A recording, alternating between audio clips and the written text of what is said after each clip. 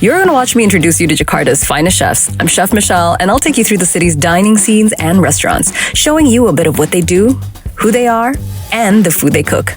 But chefs, like most people, are people, and I'm here to find out what their weird cravings are.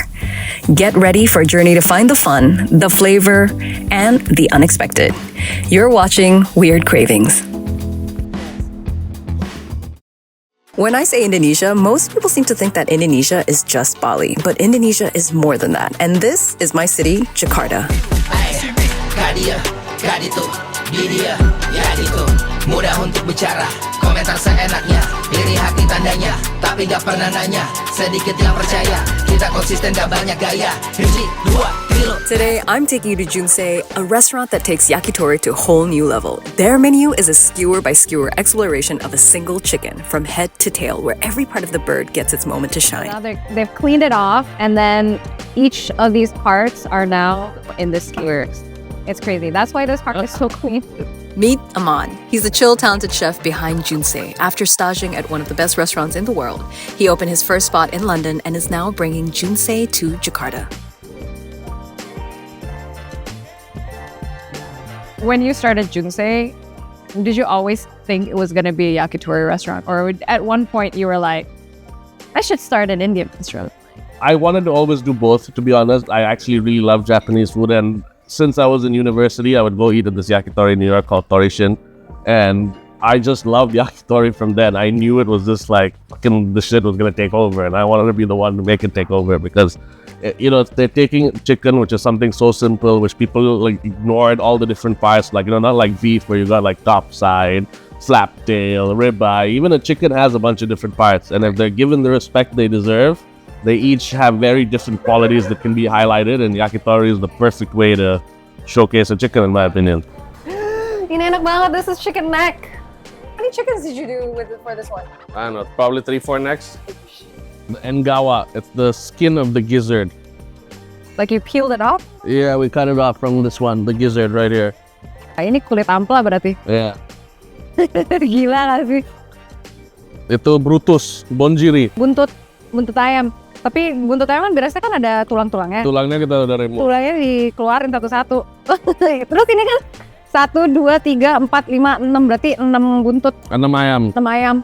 That's why you got into yakitori, because you kind of fell in love with the fact that this was so special and you had to do it. Exactly. I mean, I love variety. I mean, I love getting to experience different tastes and flavors, and I feel like yakitori is an expression of a chicken where like each skewer is just so different from the other. Like I don't feel like, even though like I am eating chicken the whole meal, it doesn't feel boring or repetitive because each piece or each skewer is so different from the last, right? Each one is like treated a different way, get a different sauce, cut a different way.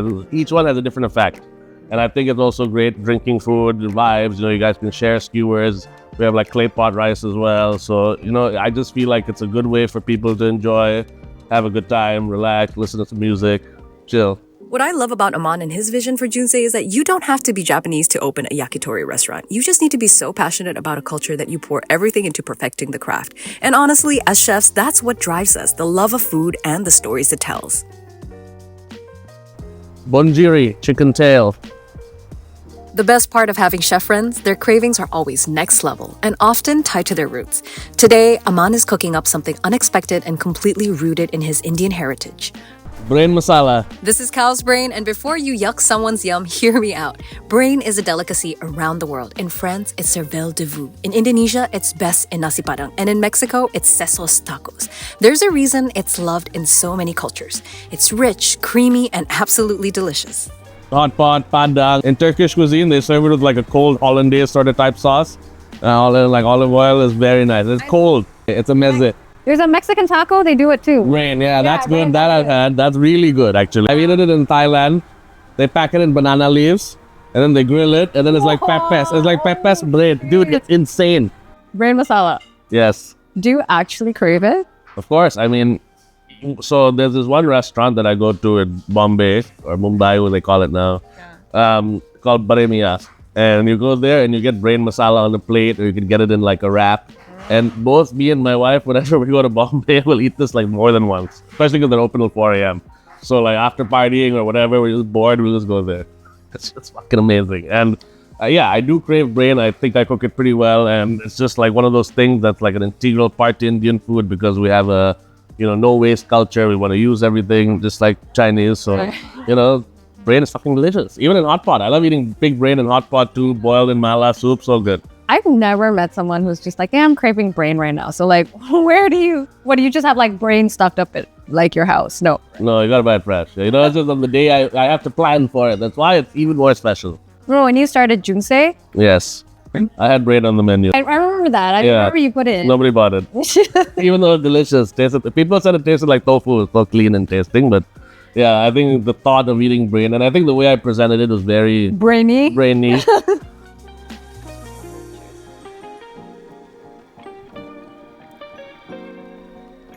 No. Like tahu. Yeah, I told you. But yeah, one day I'll bring it back. Fry it or something, Get people eat. Get a love for brain. I love brain. Yeah. I personally love brain. Both Aman and I are big fans of brain. Brain masala is traditionally served with naan, but today we're pairing it with grilled shokupan. The buttery, grilled bread against the masala and the creamy brain makes this an unexpected craving. But trust me, it's one you'll want to try. Indian food is like life. You gotta pick out the bullshit to get the good shit. What else are we doing? When you started Junsei, right? It was like a really quiet yakitori place. Yes, my original intent was to open a high-end yakitori and basically make people experience just skewers and, just trying different skewers and experience maybe some Japanese and like really good local products. And, I'm taking through a full journey, a culinary journey. Then what happened? Well, what changed? I don't know. I guess this wasn't fun. I just felt like, this is not what I was originally... This was not like the heartwarming reason I fell in love with yakitori. So I thought I wanted to bring it back more to why people like yakitori. Because, you can share it with your friends. You can drink to it. You can listen to music.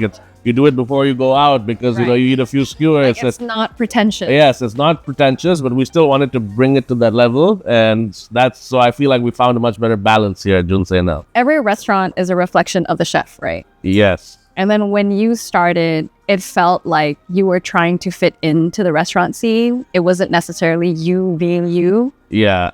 And then now it's feeling a lot more like you. Yeah, I think maybe I lived in London for too long, maybe. I didn't realize, I didn't get back to my Jakarta roots until I spent a bit more time here. It's very different, Junsei in London. Yeah, so Junsei in London is, of course the same name, but it's half the size. It's much smaller, much more like semi-casual. We have candles on the table, we have flowers. It's much more like bistro yakitori vibe. Yeah. And here we're more like izakaya yakitori. So, each one has its own identity. So it's our traditional sukune, which is a chicken meatball, which we usually grill on a skewer and we serve with egg yolk and tare. We made a hot dog out of it for our event on the 28th at the Tonky Tonk Bar. We brushed it with the same sauce that the traditional sukune is served with. Pickled spring onion, crispy garlic, and chives. Negi shio. I love the yuzu. And you make your tare out of like chicken bones and stuff. Grilled chicken bones, soy, sake, mirin, and some organic sugar. We boil everything down and we use it to glaze our skewers. 4 hours, 5 hours. Shit, and that's just to make the sauce. Exactly. But before, it was like you replicated whatever happened in London to Jakarta. Yeah, but I designed it so differently that, I tried to make a bistro out of this much bigger space, and, bistros have to be intimate. And that worked in London because I utilized the space to what it should be. And at first, I wasn't doing that here because I was just I didn't focus on it right, honestly. I just, was dealing on the food and the other aspect, trying to replicate Junsei London here. Right. And that formula didn't quite work. Yeah, it just didn't feel right either. Right. And then you just sort of adjusted as you spent more time here. Exactly. Talking to the people. Yeah. Checking the vibes. Yeah, your customers are your greatest feedback, your greatest friend. You gotta be communicating, engaging with the people who's coming to your restaurant, and they're the ones who are making you live. So gotta listen to them. Clearly, it wasn't just like an overnight decision, right? I feel like it sort of happened naturally. As a restaurant, when you open, you really listen to your customers and respond to them. And everything just sort of like shifted along with, I would say, the city. And then like now you have yakitori, skewers, you have like, well, you've always had drinks, obviously. Yes. But now it's more like a vibe. And then you have like, Records. you have records playing now. Yeah. So I mean, I've always loved records. You know, I mean, an analog sound is something that can't really be compared to digital. And I just wanted to bring a warmth to the environment, and I couldn't think of anything better than putting in some records, having some vinyl nights here. People, a little bit more like jazz kisa style in Japan, where you can come, you know. But along with that, I really wanted to keep the food to the level that it is. So now people can come here, listen to music, and have really great food and have a great time as well.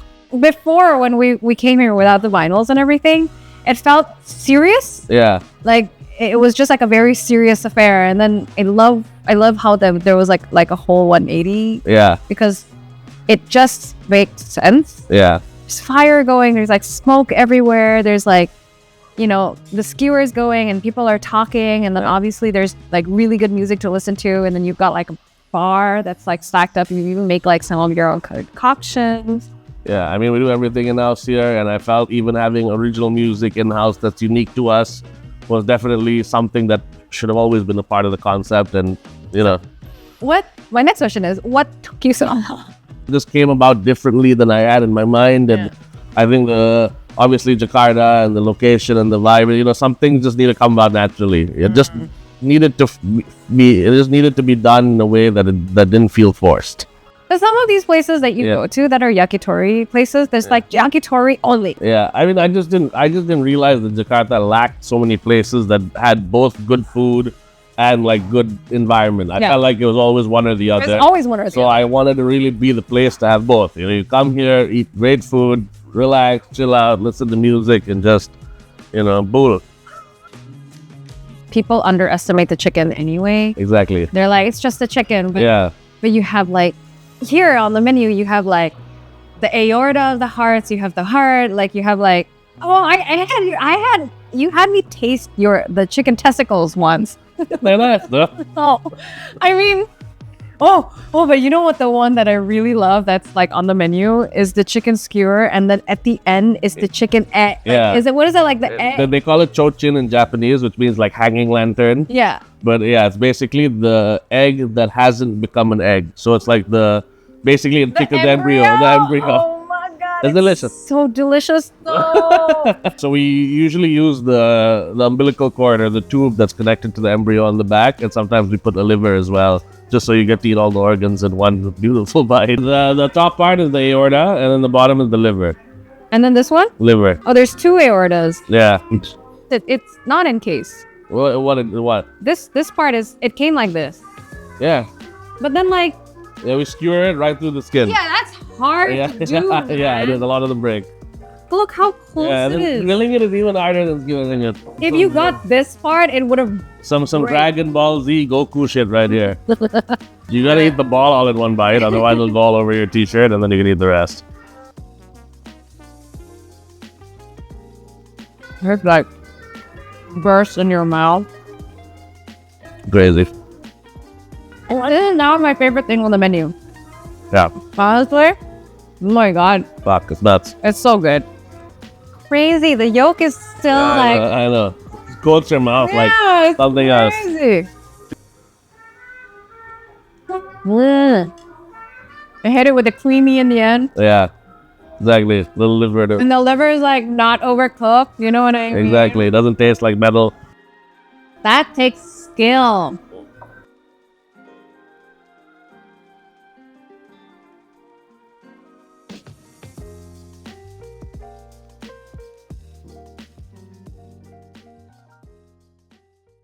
And so the crowd, it was like the crowd that's coming in is like younger.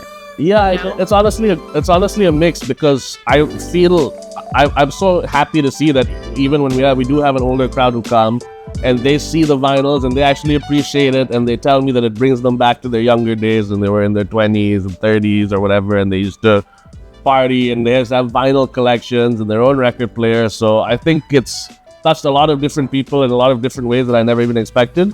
So it's honestly great. I'm just so happy that I could connect with people through one of my interests, through my restaurant, which I just never thought of before, It's you know? like both of your interests, right? Vinyls, you've always been into vinyl. Exactly. You've always been into food. Yes. And that's why this label is really funny because, a chef has labeled all the vinyls because it's based on service. It's brunch, lunch, and dinner. That's just how we think. And I mean, honestly, because this is my place of work, and especially when we opened, my focus was all towards the food. I didn't really have time to think about anything else. I just finished our day's work, went home and listened to my vinyls. And then one day I was like, why am I not doing this at work? Basically. And you're having so much fun with So it. much fun. So much fun. Like, fun. It's like I'm a kid in a candy store again. Like, I've seen you, during dinner service, then you'd be at the back. Yeah. And then you'll come here and you'll dance a little bit. Yeah. I love dancing. Honestly, in life, you just need to make time to dance. Otherwise, you're not living. Yeah. Oh. Life is a dance. You're hitting us. You gotta live Quotes today. Yeah. All night long. And then now you have like a new philosophy in life, which is like music and food should go together. Yes, I agree with that. I do think music and food should go together. I mean, there is I would say a time and a place for each to have its own, but they are also definitely a match made in heaven. I love this. I love it because it's good food and good music, and we don't usually get both of them at the same time. Yeah. But now that there's good music, I hope people also take the time to appreciate the food. Exactly. Yeah. I'm just here to make people happy. That's why I went into this business in the first place. I mean, I love cooking food and I love, doing the business, but you still love making people happy. That kind of feedback, there's nothing like it. When you have a full restaurant and a busy night service, there's no energy like that. And that's why you got into food too.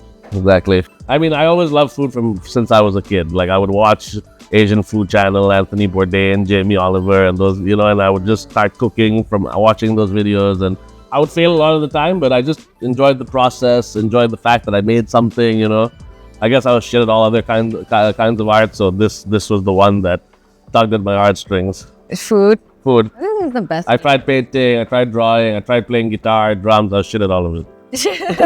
In terms of being in the F&B business. Yeah. Because there's so many players, right? Yes. And there's the fine dining one, there's like casual dining. Sure. And so I'm wondering now that your music and food, where does Junsei fall under?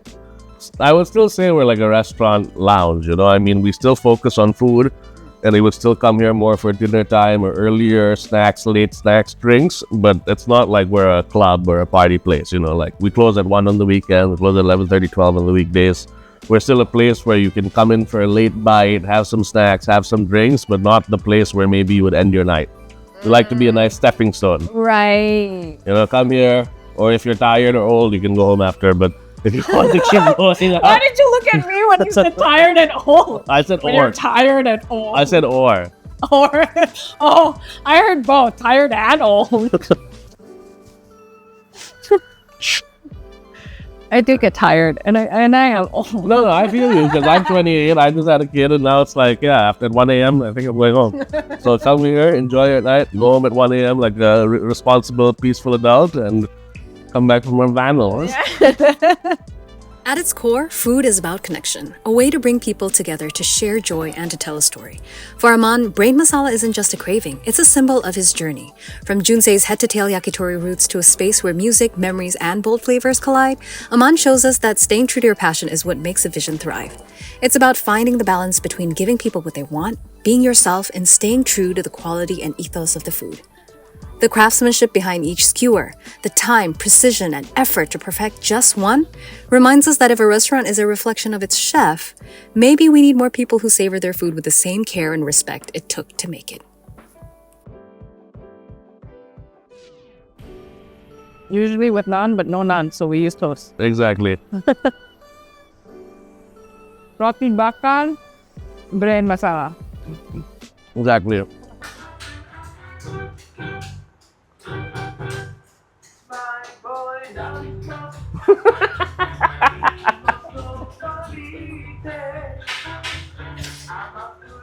This is like Japanese? Yeah. Oh, it totally fits the vibe. Yeah, exactly.